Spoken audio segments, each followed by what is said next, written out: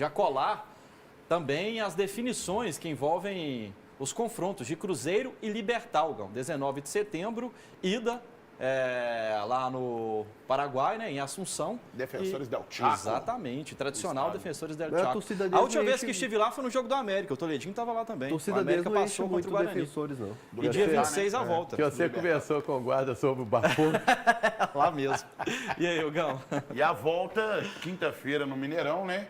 E eu acho que o Rodrigo da Conmebol vai ter que falar comigo para eu ir lá sentar de novo, filho. Porque o último jogo, eu vou falar uma coisa para vocês, é uma sensação diferente quando você vê o jogo da beirada do campo ali, porque você percebe a velocidade do jogo, você entende melhor como é que é a comunicação entre os jogadores. Você dá uma observada, porque às vezes você está lá de cima lá do campo, você vê o jogo numa velocidade, de perto de campo você vê com uma outra velocidade, uma outra perspectiva.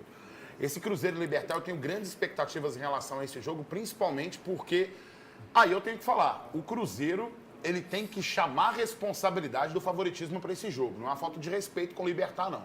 É o Cruzeiro entender a representatividade dele na América do Sul e o peso que foi passar pelo Boca Juniors, que é outro gigante da América do Sul também. Então o Cruzeiro tem que se impor sobre esse jogo para a gente poder passar com uma certa tranquilidade pelo Libertad. Com muito respeito, que isso fique claro. Ó, Fernando Lá Seabra. ele sai fora. Porque a gente vai escutar o técnico Celeste falando sobre um detalhe que tem repercutido nas redes sociais. O Cruzeiro, talvez na melhor fase na temporada, vinha utilizando o Matheus Pereira como falso 9. E agora, desde que chegou o Caio Jorge, o Dineno está recuperado, vem utilizando mais a figura do centroavante, uma referência no ataque, o Gão. A gente vai ouvir então o Seabra falando justamente sobre a utilização de um centroavante. Aí você comenta sobre esse assunto. Olha, eu acho que é importante a gente considerar a possibilidade de usar um centroavante para ter uma referência, principalmente quando a gente está jogando fora de casa e está sendo pressionado. Se você lembrar o jogo contra o Palmeiras, no primeiro tempo nós sofremos por não ter uma referência, né? Tivemos que colocar um centroavante no intervalo e isso nos permitiu quebrar um pouco mais de pressão. Temos tido uma produção ofensiva abaixo do que nós pretendemos ter de forma geral. O centroavante nos ajuda a ter uma presença diária mais importante nos movimentos de ataque à área. Estava observando um jogo entre Cruzeiro e Boca, e aí, um determinado momento, onde o Matheus Pereira foi mais produtivo, foi quando ele recuou um pouco e encaixou, quando estava o Matheus Henrique mais recuado e acho que o Wallace já tinha sido substituído, talvez, se eu não me engano. Mas, enfim, se eu estou confundindo os jogadores, vocês me desculpem. Mas o que eu quero colocar aqui em destaque era que o Matheus Pereira recuou um pouco mais. E mesmo fazendo essa função do falso 9, o Matheus Pereira ele voltava um pouco antes da linha do meio-campo, naquele setor onde começa a transição e a criação de jogada. E a gente não tinha uma referência específica dentro do campo, mesmo tendo o Rafa Silva, como seria aquele centroavante, mas mais funcionando como um segundo atacante. Então era o Arthur Gomes e o Rafa Silva, com o Barrial, às vezes, funcionando ali, encaixando no meio-campo para ajudar a desafogar o Matheus Pereira, e o Matheus Pereira fazendo e flutuando mais nessa parte do meio-campo aqui, recuando, encaixando entre os volantes e trabalhando mais nessa função aqui de criação do meio-campo. Ele não era especificamente aquele falso 9 que ficava muito dentro da área e que só trabalhava naquele setor de ataque. Talvez seja esse o problema. O meio-campo se congestiona, marca-se muito o Matheus Pereira e some o jogo do Cruzeiro. O Gão, você tem problema, de repente, você ser dependente do jogador? Não, problema nenhum de ser dependente do jogador. Até porque, se você tiver um jogador que vai resolver toda a sua vida, como foi aquele Alex 2003, e que fique claro que eu não estou comparando o Matheus Pereira com o Alex, porque não há comparação em relação a isso, evidentemente que você vai ter, de repente, seu time funcionando em função do jogador, mas trabalhando bem para que isso aconteça. Então, o que a gente tem que fazer é o seguinte, é encontrar o melhor mecanismo para que o Matheus Pereira possa encontrar o seu bom futebol. Apenas para deixar claro, Lauro, eu não estou pedindo em momento nenhum a cabeça do Fernando Seabra aqui, mas acho que ele deve ser duramente cobrado, assim como os jogadores. Porque não é só queda de rendimento em campo, não. É também o pensamento do treinador junto com aquilo que os jogadores rendem em campo. Então vamos pensar nisso. O sucesso do Seabra é o sucesso do Cruzeiro. Então eu não estou torcendo contra o Seabra, eu estou torcendo para que ele encontre o melhor mecanismo para o Cruzeiro voltar ao seu bom futebol. Porque foi com ele que o Cruzeiro fez aquela campanha vitoriosa do primeiro turno agora, mantendo inclusive 100% de aproveitamento dentro de casa.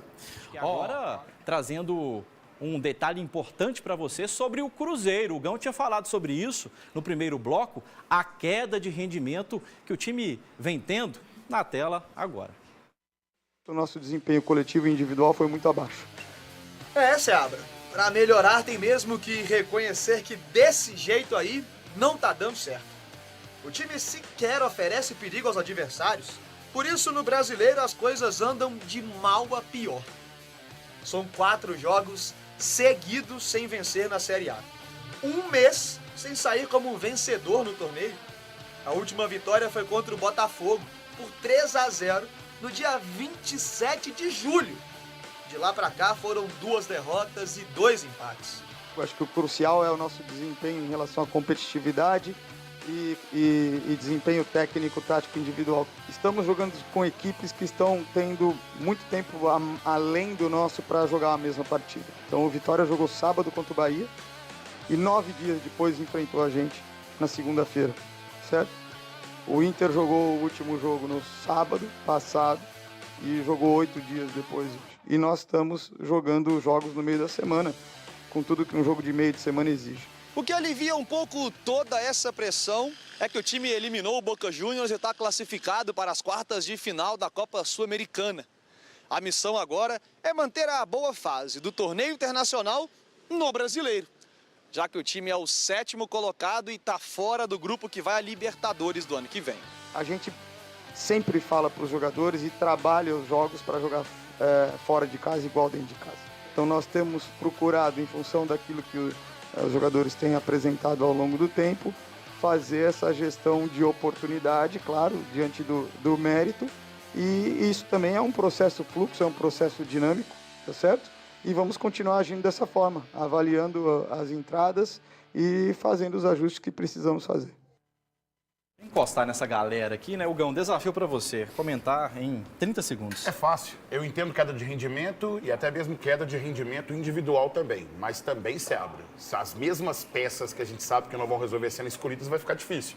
Você tem o Japa, que foi bem ano passado, você tem o Dorival, você trabalhou com esses meninos na base, tem o Josef, que está indo bem no Brasileiro Sub-20, mas não, você escolhe Ramiro, respeita o Lucas Silva, ainda assim o Lucas Silva não é a solução dos problemas, principalmente no setor do meio-campo do Cruzeiro. Não dá. Tá aí, o Gão eficiente nos comentários. Aí, Barroca, vai diretamente para você e também para o Gão, o campeonato feminino aí, né? Um lance, um possível pênalti. Possível não, né, o Gão? Foi um pisão dentro da grande área, né? Deixa a Nadine falar, daqui a pouco eu falo de outro lance também, que talvez a gente não tenha a imagem. Esse a gente precisa perceber que a jogadora do Palmeiras lá abre mão de jogar para ir no corpo da sua adversária, por mais que seja ali próxima da goleira. A gente não sabe se a atacante iria chegar antes ou não, mas o fato da defensora abrir mão de jogar a bola, nesse momento a gente percebe claramente que ela vai no corpo da sua adversária. Isso não é proteger a bola, e sim impedir que a adversária possa disputar essa bola, porque a bola ainda está em disputa. Para mim, o pênalti deveria ter sido marcado. Associado a esse também, não é nenhuma condição de opinião também, no segundo tempo, o Cruzeiro também reclama de um lance com justiça demais da conta, que tem um pisão dentro da área em cima de uma jogadora do Cruzeiro, que seriam 2 pênaltis a serem marcados. E esse segundo que eu estou falando, 4 ou 5 minutos para o VAR analisar e falar que não teve absolutamente nada. Um pisão claro que está nas minhas redes sociais, está aí nas redes sociais para todo mundo ver. Então, associado a esse que a Nadine avaliou e o outro, que não é uma condição nem de opinião, porque é um pisão claro dentro da área, 2 pênaltis que prejudicam o Cruzeiro e que vamos amanhã para um jogo contra o Palmeiras, no segundo jogo do mata-mata, prejudicados por esse placar e também pela arbitragem e pelo VAR. Temos também lances do América, Nadine. 2